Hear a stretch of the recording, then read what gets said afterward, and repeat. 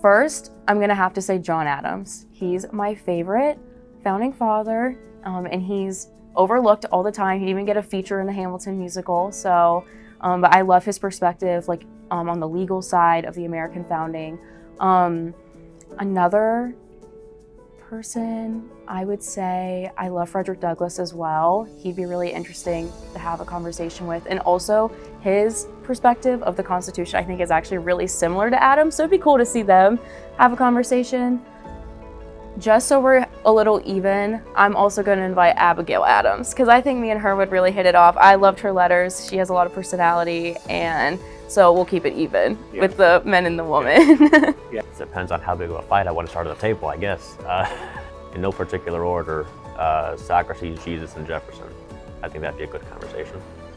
I'm a little agent of chaos, so I want to make this an interesting dinner party.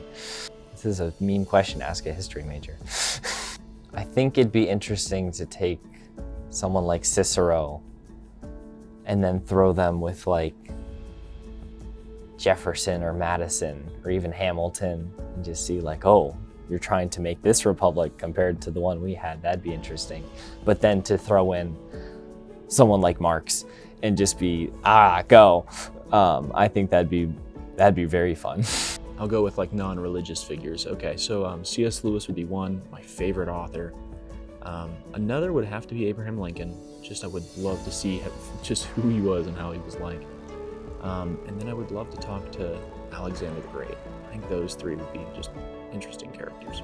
I would say like humorist. So I want funny people. So definitely have to be French. So you might not know them. There is an actor that I love, that's Omar Sy. He's kind of famous. And then two other French guys that would be Freddy Gladieux and Panayotis Pasco. So you might not know them.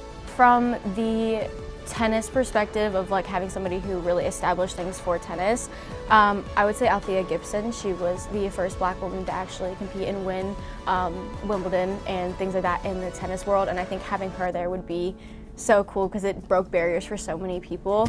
I would say historical, like Ashbrook type figure.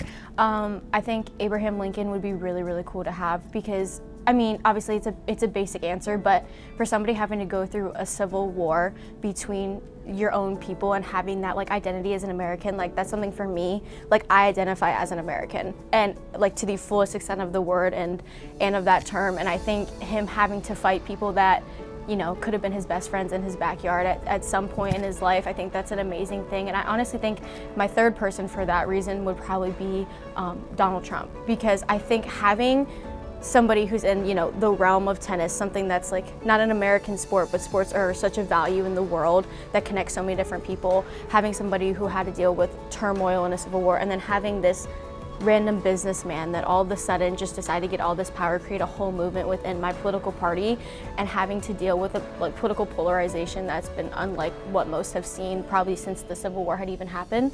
I think having those three people there from so many different areas of the world but have dealt with so many conflicts and getting over that hump of people choosing that they weren't enough to do something. People believe Abraham Lincoln couldn't figure out how to win the Civil War against the Confederates. You had Althea Gibson, who had to go over the racial barrier of tennis and create an opening for people like Ben Shelton today and Coco Gauff to be able to compete and be some of the top in the world. And then having Donald Trump, who has had to surpass so many hateful insults about he is a racist, he is a this, and he is not doing anything for the country, and then proving everybody wrong by doing things that are unimaginable to some people in the last few years.